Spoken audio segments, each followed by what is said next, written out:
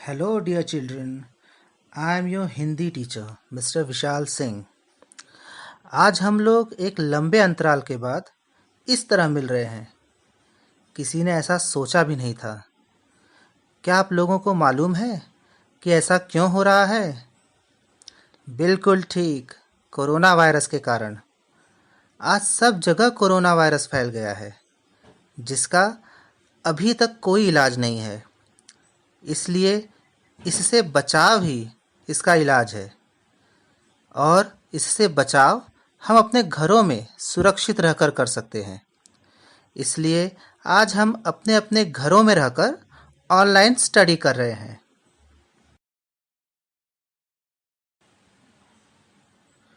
जब लॉकडाउन की घोषणा हुई और कुछ बेसहाय लोगों को 2 वक्त का खाना मिलना भी मुश्किल हो गया, तब ऐसे कठिन समय में कई संपन्न लोग उनकी मदद के लिए सामने आए।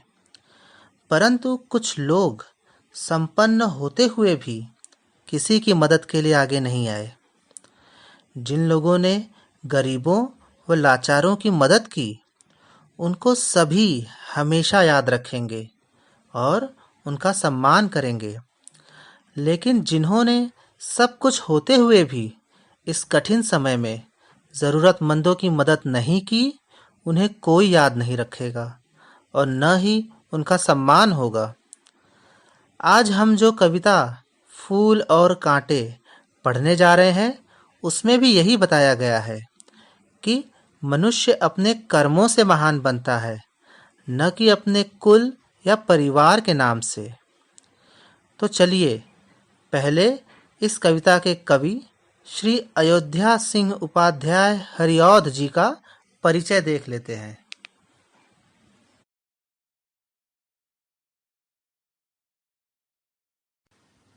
पाठ 2, फूल और कांटे। कवि अयोध्या सिंह उपाध्याय हरिऔध। जन्म 1865, आजमगढ़, उत्तर प्रदेश। मृत्यु 1947। इनकी प्रमुख रचनाएं हैं प्रिय प्रवास, पद्य प्रसून, वैदेही वनवास, अधखिला फूल, प्रेम कांता आदि। अयोध्या सिंह उपाध्याय जी का खड़ी बोली हिंदी के प्रारंभिक कवियों में प्रमुख स्थान है। आप हिंदी के एक आधार स्तंभ हैं। प्रस्तुत कविता में कवि ने यह स्पष्ट किया है कि मनुष्य विशिष्ट कुल या परिवार में जन्म लेने से नहीं, बल्कि अपने कर्मों से ही बड़ा बनता है।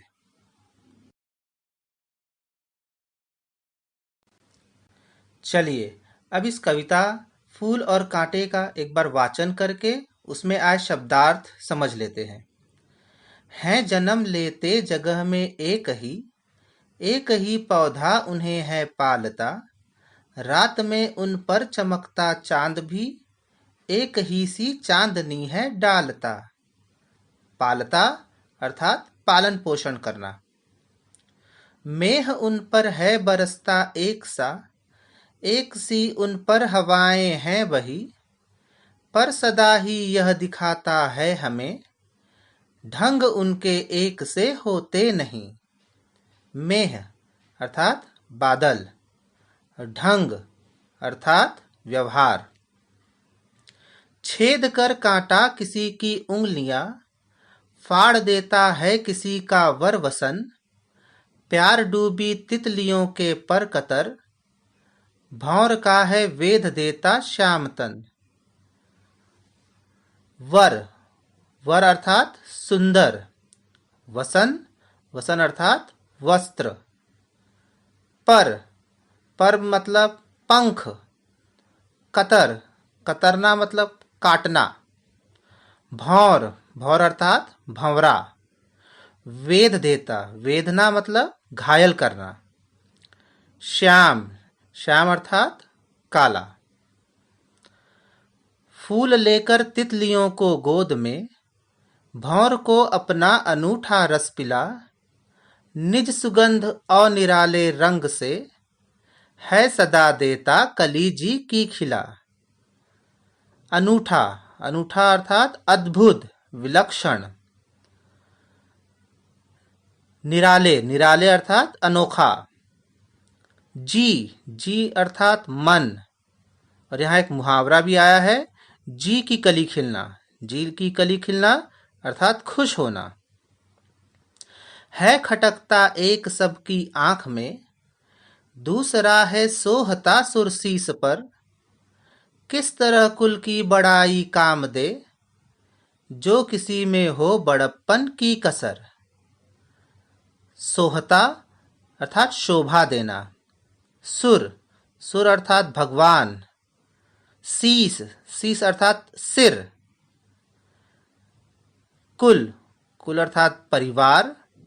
बड़ाई, बड़ाई अर्थात तारीफ या प्रशंसा। बड़प्पन, बड़प्पन अर्थात महानता या श्रेष्ठता। बड़प्पन दो शब्दों से बना है, बड़ापन।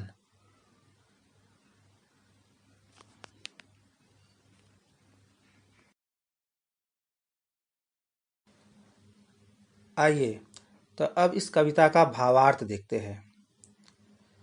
सर्वप्रथम कविता का परिचय। प्रस्तुत कविता में कवि ने कर्म को महत्व दिया है।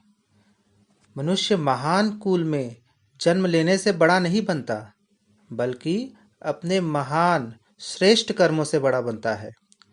वरना एक ही पौधे पर फूल और कांटे दोनों होते हैं, लेकिन फूल अपनी कोमलता, सुंदरता, परोपकारिता के कारण श्रेष्ठ बन जाता है, और कांटा दूसरों को केवल दर्द देता है, इसलिए घृणा का पात्र बनता है। हमें भी फूलों की तरह लोगों के जीवन में सुख सौरभ भर देना है, न कि कांटों की तरह दुख दर्द।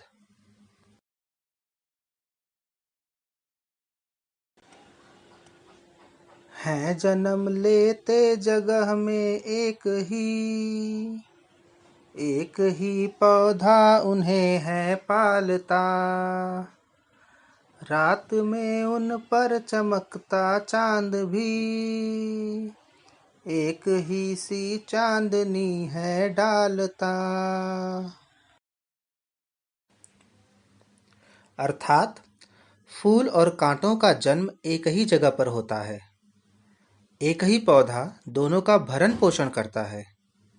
रात में जब चांद चमकता है, तब वह अपनी चांदनी भी दोनों पर समान रूप से बिखेरता है।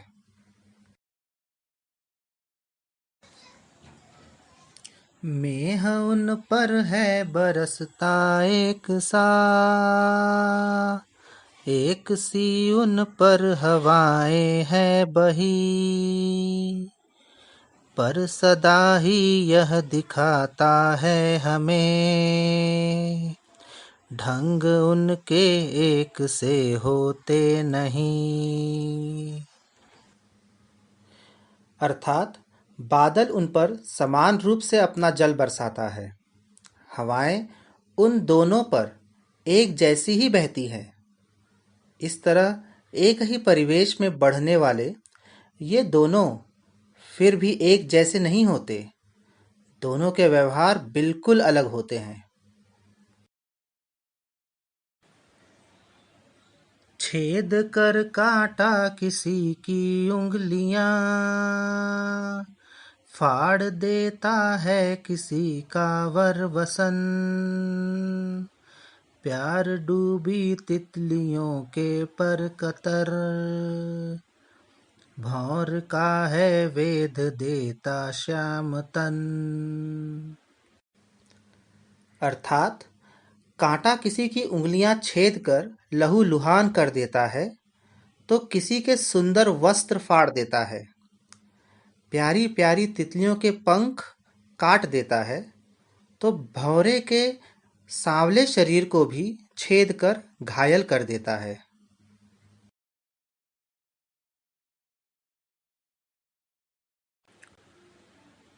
फूल लेकर तितलियों को गोद में, भौर को अपना अनूठा रस पिला। निज सुगंध और निराले रंग से है सदा देता कली जी की खिला। अर्थात कांटे के बिल्कुल विपरीत होता है फूल। वह तितलियों को अपनी गोद में लेता है और भौरे को अपना मधुर रस पिलाता है। अपनी सुगंध और सुंदर आकर्षक रंग से सभी को खुशी देता है।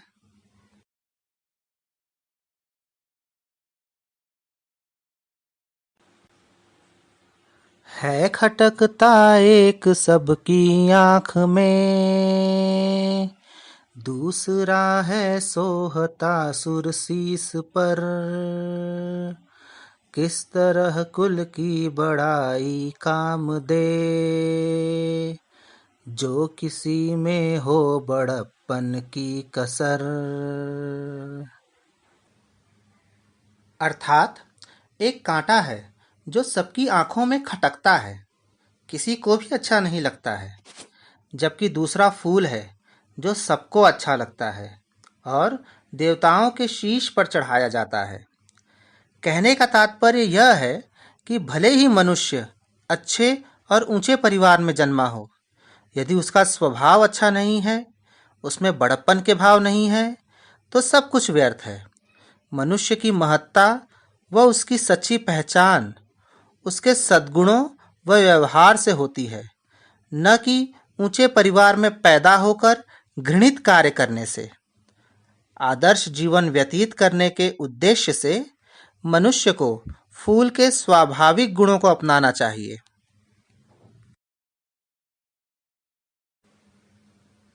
तो अब कविता में आए कुछ शब्द व उनके अर्थों को जान लेते हैं।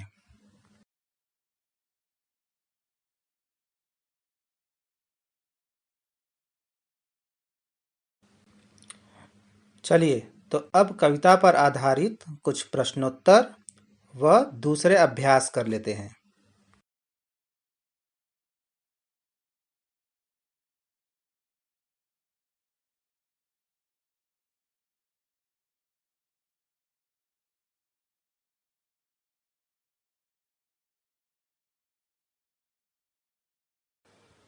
मुझे पूरी आशा है कि आप लोगों को यह कविता अच्छे से समझ में आई होगी। तो ठीक है, चलिए अब आप लोगों को मैं छोड़े जाता हूँ इस कविता के सस्वर व मधुर गायन के साथ। आओ बच्चों, अब कविता एक बार पूरी पढ़ते हैं। है जन्म लेते जगह में एक ही पौधा उन्हें है पालता। रात में उन पर चमकता चांद भी एक ही सी चांदनी है डालता। मेह उन पर है बरसता एक सा, एक सी उन पर हवाएं है बही। पर सदा ही ये दिखाता है हमें, ढंग उनके एक से होते नहीं। छेद कर काटा किसी की उंगलियां, फाड़ देता है किसी का वरवसन। प्यार डूबी तितलियों के पर कतर, भोर का है वेध देता शाम तन। फूल लेकर तितलियों को गोद में, भोर को अपना अनूठा रस पिला। निज सुगंध ओ निराले रंग से, है सदा देता कली जी की खिला। है खटकता एक सबकी आँख में, दूसरा है सोहता सुरसीस पर। किस तरह कुल की बड़ाई काम दे, जो किसी में हो बड़प्पन की कसर।